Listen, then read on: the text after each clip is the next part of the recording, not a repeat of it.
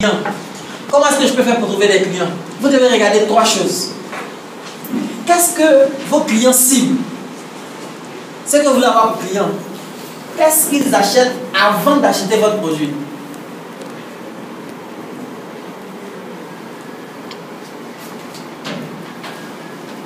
C'est-à-dire, si on prend le cas de Sabrina, quelqu'un ne commence à penser organisation qu'une fois il a fini de constituer son entreprise. Donc, où est-ce que je peux le trouver?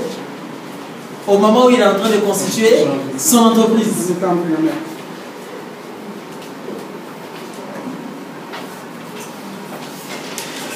Qu'est-ce que vos clients achètent après avoir payé votre produit?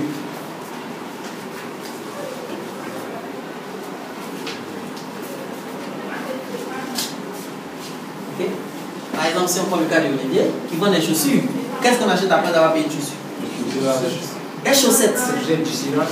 Du cirage. Chausse-pied. Donc, tu vois que, en même temps que c'est une façon de trouver des clients, en même temps c'est une façon d'augmenter le volume des ventes. Tu lui vends d'abord la chaussure, et ensuite la chaussette, et après le chausse-pied. Et après le cirage.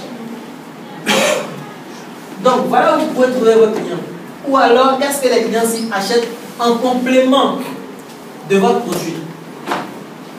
Si vous arrivez à trouver tout ça, vous arriverez à trouver ces clients-là. Parce qu'ils sont déjà à ces endroits-là. Ils ne sont pas encore chez vous, mais ils sont là-bas. Donc, vous prenez votre produit. Oui, ça c'est des produits physiques. Je veux dire que les produits virtuels, vous pouvez la formation. Oui, mais après avoir fait ta formation, ils vont où? Ou avant de faire ta formation, ils font quoi? Ils font du travail, ils font ce qu'il faut dans une... Oui, donc tu vas le trouver d'abord.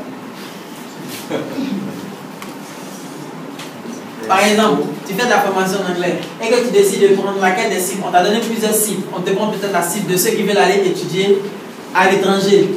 Où est-ce que tu vas les trouver? Qu'est-ce qu'ils font avant d'aller à l'étranger? Ils font faire le visa. Donc tu peux les trouver où? À l'ambassade, là où on fait le visa. Non, en fait, ma question c'était par rapport au volume de vente, à la croissance du volume de vente. Par exemple, je disais dans l'exemple de la formation comme ça, qu'est-ce qu'on peut ajouter d'autre? Ah, pour accroître le volume des ventes. Non, j'avais pas compris. Ah, mais ils ont fait formation en anglais, non? Ils ont fait formation en anglais. Donc, c'est à toi de regarder qu'est-ce qu'il y a comme produits complémentaires dont ils auront besoin. Une fois qu'ils ont fini de faire la formation, ils ont pris le billet d'avion, ils sont arrivés en Angleterre. Ils auront besoin de quoi? La Côte d'Ivoire. Ils auront besoin par exemple d'avoir des nouvelles de la Côte d'Ivoire. Tu peux leur offrir un service de nouvelles. Mais, tu peux leur fournir des supports ou alors tu peux leur fournir un accompagnement après. Par exemple, ils vont là-bas pour faire quoi? Ils vont là-bas faire des études. Donc, peut-être que tu l'as appris comment parler, mais là, tu n'as pas forcément appris comment rédiger des essais, des présentations, comment faire des speeches, etc., etc. Donc, tu peux leur vendre toujours des choses comme ça. Tu leur dis, bon, tu es arrivé là-bas, si tu dois faire un exposé, voilà comment tu dois structurer, voilà ce que tu peux dire, voilà comment tu dois te tenir, voilà les expressions que tu dois utiliser avant, etc., etc. Ça va de regarder les besoins, en fait. On va voir ça juste après. Si vous me laissez avancer un peu. Vas-y, avec ta question. Non, c'est attends, le caïman il a fini, il s'est accroché à ton ami pour parler. Bon, pour une société qui, je veux dire, quelqu'un qui vend aux sociétés, aux grandes sociétés, par exemple, nous on vend des logiciels. Voilà. Les grandes sociétés, bon, elles sont là, on peut les trouver avant, après. Mais n'arrive pas toi à adapter cette étape-là. Ou alors en complément. À ton logiciel là, ils vont installer ça sur quoi? Sur les ordinateurs. Donc tu peux les trouver au moment où ils s'en vont acheter des ordinateurs. Est-ce que tu vends ton logiciel plus la solution, plus le... Tu vends le soft plus le hard? Non. Là tu vends le soft seulement. Une fois que tu as fini de vendre le soft là, ils sont obligés d'aller acheter un hard, c'est ça? Non, la plupart des temps, ils ont déjà besoin. Ils ont déjà le hard et toi tu viens ajouter le soft là-dessus. Donc si tu veux les trouver, le type de ads qu'il faut pour avoir ton soft là, Il y a des gens qui vendent ce type de ad là.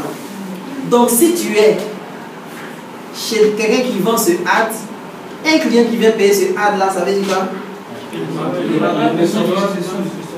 Il aura besoin du soft, ou bien il va acheter ce ad parce qu'il a déjà un soft de ce type là.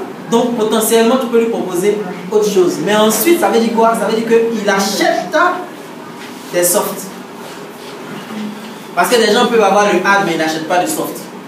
Mais quelqu'un qui vient acheter ce type de ad là, c'est quelqu'un qui achète des softs pour installer ces ad là. Donc il a un client potentiel. Est-ce que je dis qu'il va acheter ta solution? Non. Mais il peut potentiellement l'acheter. Donc ça veut dire quoi? Si tu commences à t'associer avec les gens qui vendent les serveurs, tout ce que tu veux, les baies, tout ce que tu veux là, ok? Ce genre de personnes là, ils ont leur liste de clients et ils peuvent te mettre en contact avec ces clients qui ont payé ces baies là. Là tu vas juste pour avoir un rendez-vous et puis ensuite tu présentes ton produit et puis tu déroules. Si ton produit est bon et que tu es convaincant, ils vont le payer. Mais au moins tu sais qui peut payer ce genre de choses parce qu'il a déjà payé ce genre de trucs là. C'est bon? Tu peux la trouver là-bas. Maintenant, après ça, tu peux regarder. Après, une fois qu'on a fini de payer votre soft, peut-être qu'après ils font des maintenances sur ces softs-là.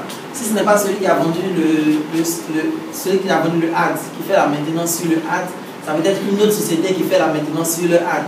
Donc, en travaillant avec ces sociétés qui font de la maintenance sur les ads de ces sociétés-là, tu peux avoir un contact qui va te permettre de présenter ta solution. Maintenant, généralement, tu fais de la vente business to business. Les grosses sociétés font généralement des appels d'offres. Donc, il faut que tu ailles te constituer comme fournisseur. Donc, chaque année ou bien chaque début d'année, ils renouvellent la liste de leurs fournisseurs, etc. dans différents domaines. Donc, chaque année, tu dois les approcher. Tu as déjà déterminé qu'ils payent ce genre de solution. Donc, tu vas aussi te proposer comme fournisseur. Et maintenant, tu établis de bonnes relations avec les gens, les achats, de sorte que lorsqu'ils ont un appel d'offres, tu sois aussi contacté. Et puis, qui sait, tu auras le marché. De la même façon que les autres ont le marché, toi aussi, tu peux l'avoir. Mais pour ça, il faut l'information. C'est bon?